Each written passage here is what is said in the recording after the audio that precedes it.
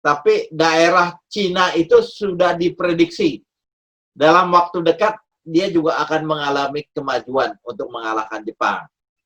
Sementara ada cerita, ada isu kalau Rusia akan memutuskan hubungan tidak saling memerangi. Dia sudah kira-kira siap untuk menghajar Jepang dari Manchuria, gitu.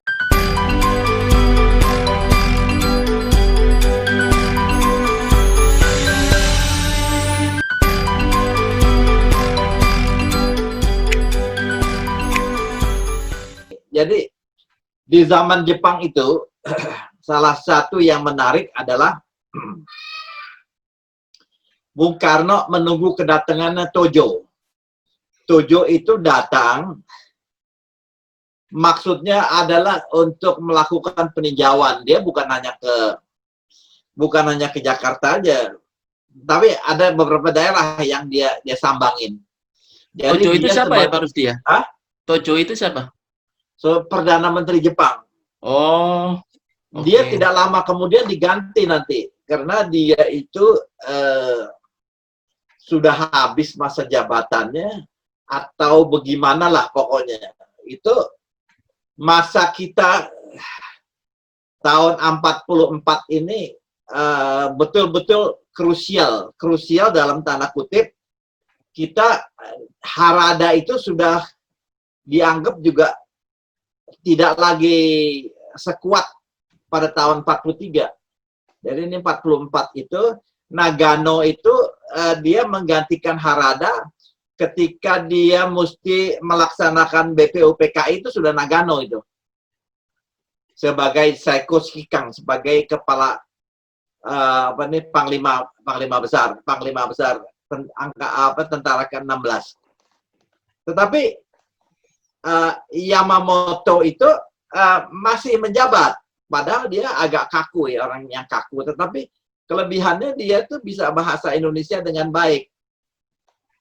Tapi saya nggak tahu Yamamoto itu sudah mulai suaranya kendor. Alhasil Bung Karno ini menghadapi situasi yang tidak menentu ini sehubungan dengan seorang jenderal stafnya dari Jepang itu, tentara ke-16 itu namanya Jenderal Nishimura. Nah, dia jadi orang penting. Nishimura ini Kasum ya, kepala staf umum. Nggak tahu kenapa dia sejak tahun 44 menjadi aktif. Dialah yang mengikuti rapat pertemuan di Singapura, ya kan. Kalau keputusan Indonesia merdeka dalam waktu dekat itu antara lain itu secara intens dilakukan. Sementara Jenderal Terauchi, Panglima Selatan itu, jadi di Jepang itu punya Panglima Selatan. Jadi mesti lewat dia semua urusan dalam negeri Jepang itu lewat Terauchi. Nah, Terauchi itu sudah tidak aman di Singapura. Jadi dia itu pindah ke Dalat. Nah, perkembangan yang terjadi itu diperhatikan oleh Soekarno dengan baik. Sementara keluarga dia mapan, anaknya sudah lahir, dan Bung Karno itu lebih intens mengadakan kunjungan yang menjadi ambisi dia adalah kok saya nggak mendapat kesempatan untuk berkunjung ke Kalimantan dan Sulawesi, Bali juga. Itu daerah angkatan laut. Kalau seandainya kata saya mesti bicara dengan pimpinan angkatan laut, oke. Jadi itu kenapa kemudian Soekarno-Hatta itu berkaitan dengan Maida. Maida ini penghubung tentara angkatan laut di Jakarta. Dan atas usahanya dari Laksamana Shibata, Panglima Angkatan Laut yang membawahi daerah Indonesia Timur pada umumnya. Jadi Kalimantan, Sulawesi, Maluku, Timor, ya pokoknya udah semua dikuasai Jepang. Dan Bung Karno berangkat pergi ke Jepang pada bulan Mei sampai Juni. Itu jangan disangka enak gitu. Tentara sekutu itu udah melakukan pengeboman. Jadi Jenderal MacArthur itu tahun 44 tuh dia sudah sampai di Irian. Dan dia itu menyerahkan segala sesuatunya untuk melakukan hubungan dengan pihak Jepang yang ada di Indonesia itu melalui SEAC, Southeast Asia Command, di bawah Laksamana Mountbatten. Mountbatten itu kemudian setelah menaklukkan Singapura, ya, setelah Jepang mengalahkan Singapura, dia pindah itu. Dia tadinya di Kindy, di Ceylon itu. Di Ceylon, dia pindah ke Singapura. Ketika suasana kekalahan Jepang dan Terauchi pindah ke Dalat itu, ini orang sekutu ini sudah menguasai cukup luas, terutama di lautan dan di udara. Memang Jepang itu masih berkuasa di daratan ya. Tapi kekalahan demi kekalahan termasuk di Burma, ya kan? Di Burma, di Thailand nggak masuk. Tapi daerah Cina itu sudah diprediksi dalam waktu dekat dia juga akan mengalami kemajuan untuk mengalahkan Jepang. Sementara ada cerita, ada isu kalau Rusia akan memutuskan hubungan tidak saling memerangi. Dia sudah kira-kira siap untuk menghajar Jepang dari Manchuria gitu. Dan ini terjadi semua, termasuk tanggal 6 dan tanggal 9 itu ada pemboman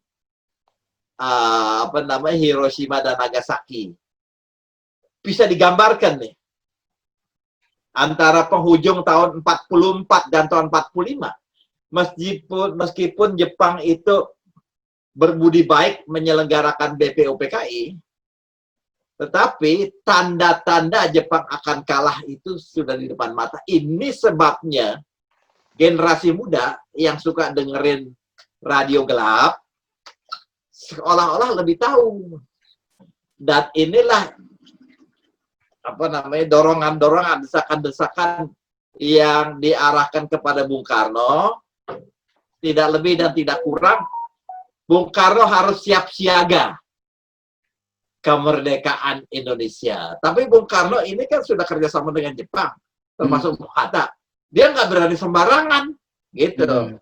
Apalagi pada tanggal bulan Agustus, pada tanggal 9 Agustus, dia diundang harus datang ke Dalat. Terauchi udah nggak di Singapura lagi, udah pindah ke Dalat. Dan di Dalat itu dia mendapatkan pesanan, kami akan memberikan kemerdekaan kepada Indonesia. Bung Karno nanya kepada Terauchi, dia bilang, yang mulia, kapan kami boleh mengumumkan kemerdekaan? Oh, itu terserah tuan-tuan sebagai ketua dan wakil ketua PPKI. PPKI ini dibentuk tanggal 7 ya. Jadi setelah BPUPKI selesai 2 kali persidangan, pada tahun 45 bulan Agustus itu tanggal 7 dibentuklah Panitia Persiapan Kemerdekaan. Itu rumah proklamasi juga silih berganti tuh suasananya. Apa yang harus langkah diambil oleh Soekarno itu menimbulkan pertanyaan. Apakah dia ikutin Jepang sehidup semati, atau dia juga akan merancang sebuah pemikiran baru untuk menuju kepada kemerdekaan sendiri. Sementara Burma itu sudah melancarkan perlawanan terhadap Jepang. Demikian juga Filipina itu dengan kabar MacArthur itu sudah ada di Morotai, siap-siap tuh minimal Pulau Mindanao gitu. Alhasil Jepang itu psikologis sudah kejepit. Nah, inilah sebuah pertanyaan yang tadi saya katakan kepada Indonesia. Bung Karno itu ketika pulang dari darat di pesawat terbang itu, dia sudah mendengar juga isu-isu kalau Jepang itu dibom, Rusia sudah menyerbu, ya kan? Pada tanggal berapa ya? Tanggal 12 apa ya? 12 Agustus sudah menyerbu ke Manchuria. Jepang udah kejepit. Bung Karno bilang sama Bung Hatta, segera rapat PPKI. Kapan? Besok aja dah, tanggal 16. Gitu.